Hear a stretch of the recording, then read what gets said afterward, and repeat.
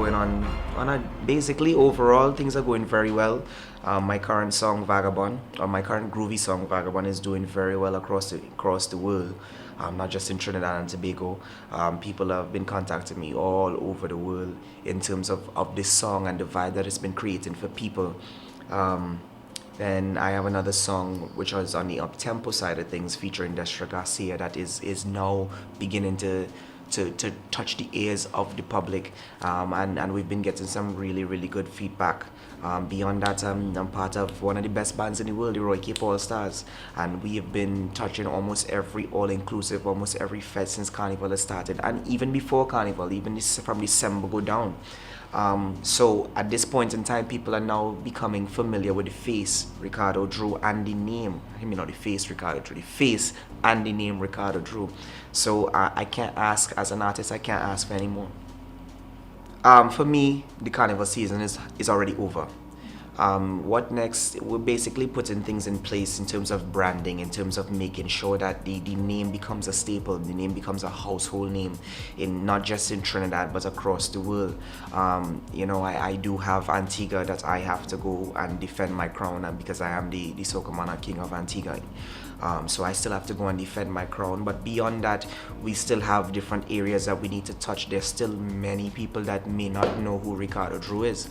And I think that is our objective right now, to make sure that the name becomes something that resonates and sticks within your head. When you're home, hey, Drue, like the Marshalls and the Bungees and the Destras. That is the objective at this point in time, to make sure that people remember and keep it as a household name, a brand.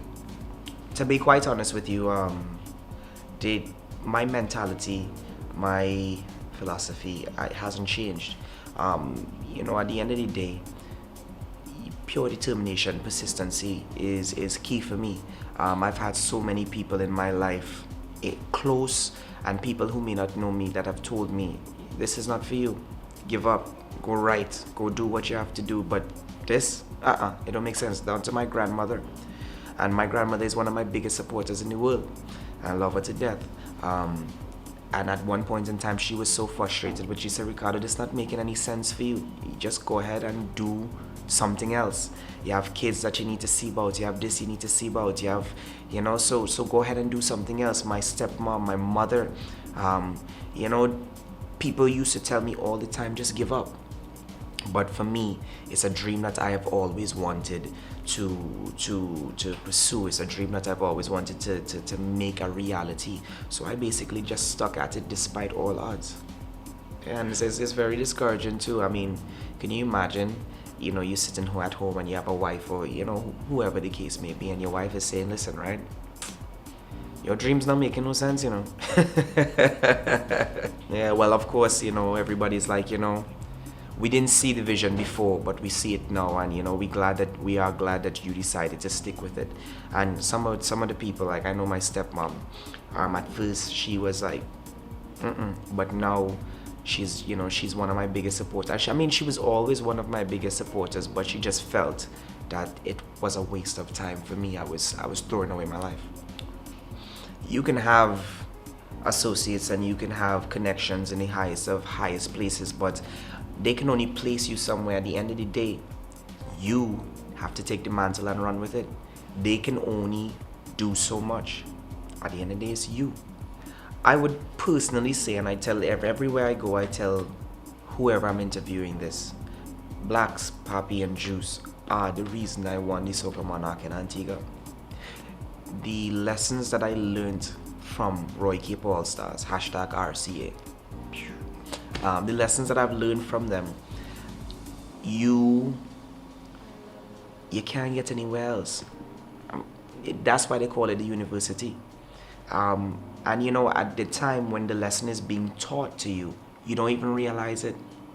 But it's a situation where you step on stage and it just clicks. Like, I know blacks will go into a party.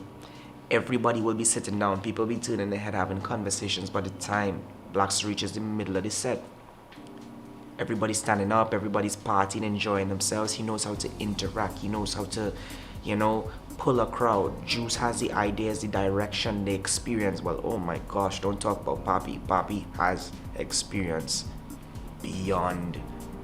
And Papi could talk. And if Papi gets a minute to give you all that knowledge, he will give it to you. So, I learned so much from them, and I'm very thankful for the Roy K family. Drue is a father. Drue is a humble individual. I've learned my lessons from being arrogant and cocky, and it doesn't work for you. It doesn't work for you at all. So I would say, basically, I'm a father, and I'm a humble individual. I'm a goal-oriented individual.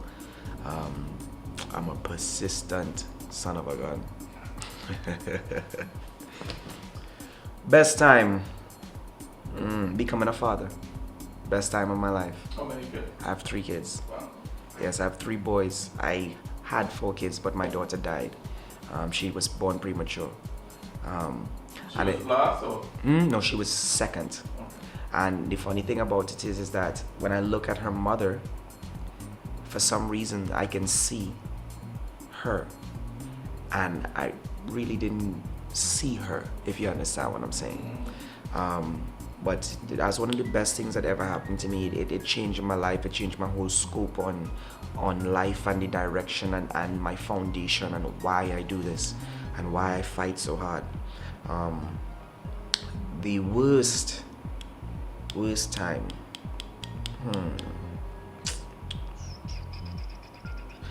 I mean, I've had some bad experiences in my life, but I don't really consider it experiences to be the worst, because everything is a learning experience. Every decision you make has a consequence, whether good, bad, or indifferent. So I wouldn't really put anything out there as being the worst. Well, maybe when I went on the plane, I think I went on Caribbean Airlines when I was like 5 years old, and I went to use the bathroom, and you know how when you flush the toilet, it feels like it's sucking everything out? Well, partner, I run out the bathroom, pants down, everything, and somebody pinched me in my butt. I think that was probably one of the worst experiences. How old are your kids? My kids, 7, 5, and 3. Well, the third one is about to be 4 now. I grew up predominantly with my grandmother. My mother was in Antigua. She was working for a radio station at the time. I grew up, most of my childhood years into my teenage years was spent in Trinidad, South Trinidad at that. I started off in Green Acres, and then from Green Acres I moved to Coquille, San Fernando, where I spent most of my younger life. When I say younger, like teens, going into teens. I went to San Fernando Boys Government, and then from San Fernando Boys Government I went to St. Madeleine Secondary, and from St. Madeleine Secondary, at that point I moved to Florida, and spent my teens into my 20s in Florida, and now I'm back here between Antigua and Trinidad and Florida. So your mom is an Antigua still? No, my mom is here actually. My mom, for those who may not know, my mom is Nicola Barito, and she does like CTV with Paul Richards and stuff like that. So, yeah. Is it CTV or CNMG? CNMG. CNMG. She does CNMG with Paul Richards and stuff like that. She don't look like she have big kids. Oh yeah, she have 3. I'm just following in her footsteps. So the entertainment was always there. Yeah, my mom, from young, my mom was always doing radio and stuff like that. So I always, I would listen to her at night. I would actually try to imitate her voice, trying to be a radio personality, but I wasn't sure on which direction I wanted to go in the entertainment industry at the time. So like I would take songs like Busta Rhymes, so this is serious, and I would take his melody and I would change the words and do different things like that, and try to write my own song, which is what I learned from reading article from Babyface. And at the time when I was doing that, I didn't read the article, but that's what I was doing as I was younger. Babyface said, to become a writer, take some of the best songs that you like, the best songs that you love, change the words, and gradually, little by little, you will start to create your own pieces of melodies, your own you know, lyrics, your own this, your own that, and so said, so done, you know, and it has worked out very well for me thus far.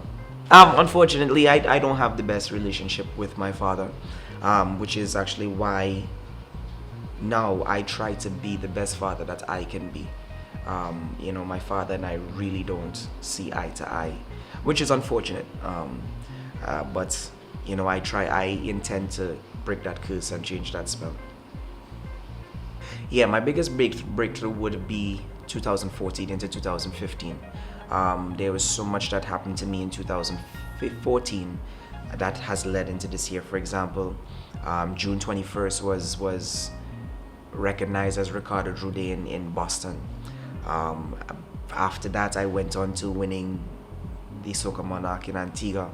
I came second place in Groovy. I came second place in Road March in Antigua. Then after that, Vagabond just picked up some legs and decided, hey, I'm going to start walking. I'll start running, and you could catch up. You could meet me down the road. And I've seen some places that I have never seen. I went to London. I went to Canada. I went and this next year this year, sorry, I'm going to Bermuda. I'm going to the Bahamas. I'm going to, you know, Berlin, doing these different things. And I would have to say that this is definitely the best or the breakout year for me, and I don't intend to stop at all. I guess as entertainers, we evolve based on what's going on around us.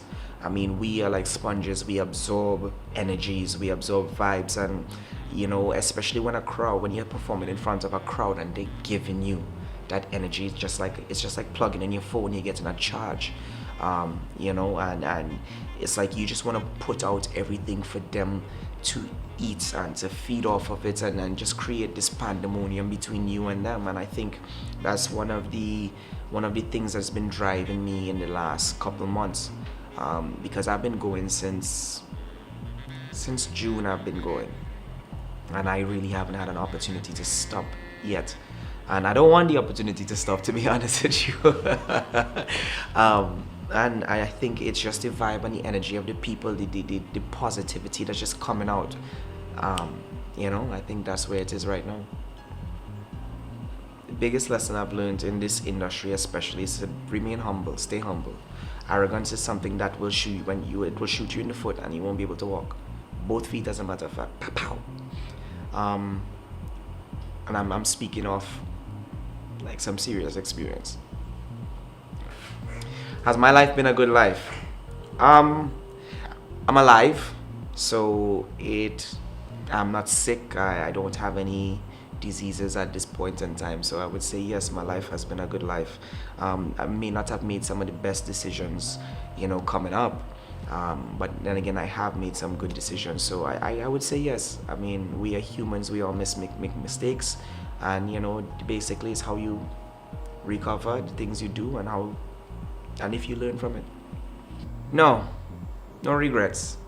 Again, I may not have made some great decisions in my life, but again, I've made some good ones. And you know, as I said earlier, every decision that you make is a lesson.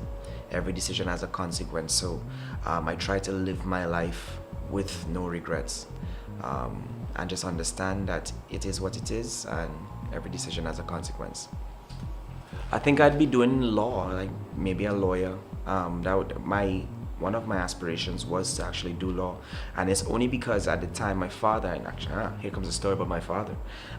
My father and I were having a conversation, and he used to say, he'd ask me to do something, or maybe I might have done something wrong, but the way I would answer him when he's like, Ricardo, why did you do this? Well, you see, father, A, B, C, D, E, F, G, and he said, you know what, you should go into law. You should become a lawyer. And because he said that, I was like, man, I'm going to study law. And I studied 2 years of law and said, listen to me. Music, gone. Yeah, even as a child, my grandmother and I would be sitting down and having conversations. But if my grandmother wouldn't allow me to express myself or say how I felt, I had a problem. Even as a little boy, like I felt like I didn't want to be disrespectful because I'd never disrespect my grandmother or my parents. But I felt like I needed to be heard. If there's an issue, let me explain myself. And I have always, up to now, that has one thing that has never changed about me. So I've always been very headstrong. So I wouldn't say I was a terror. OMG moment. Sure, you have plenty recent ones. Yeah, my OMG moment would have to be my performance at Soca Die in Toronto, the 27th of December 2014. OMG. What about it? I went onto that stage. First and foremost, when I got there, I went with Lyrical. And Lyrical told me that the crowd is a vibesy kind of crowd. But when I went out and saw the amount of people that were at that event, I got shook. So at this point in time, I'm nervous. I'm walking up and down. But of course, I wouldn't tell Lyrical and whoever was there, Sled Pipe and Saddest, I wouldn't tell them that. So everybody was performing. The cast was led Pipe and Saddest, Lyrical, Fate, Antoine, and Benjai, myself. And when I went on that stage and the song came on and I went on for the first part of the chorus, it is almost like Toronto erupted. It is like a volcano. It just went off. And at that point in time, in the first time in my career, everything just went in slow motion. Everything. I could see what was going on the left. Then had enough time to go in that same second to see what was going on the right. So what was going on in the back and the front. And I think as an artist, like for example, Bungie Garlin, when he's freestyling and he's just picking little things, I think that's, what allows you to kind of pick on those little things that are going on, pick on the energy, pick on the vibes. I used to see Blacks do it. Blacks would be in the party and all of a sudden Blacks is pulling a guy up on stage that I never even seen in my life. But, because of that experience, he's able to scope and see what's going on. And I would say that was one of the best moments or best performances of my life. My final words to everybody out there: you have a dream, go for it. Make your dream a reality. Don't let anybody tell you that you cannot do something, especially when you know within yourself that you can do it and you could achieve it. You be persistent, you be determined, and you go against all the odds. Do what you have to do for you, because nobody going to do it for you.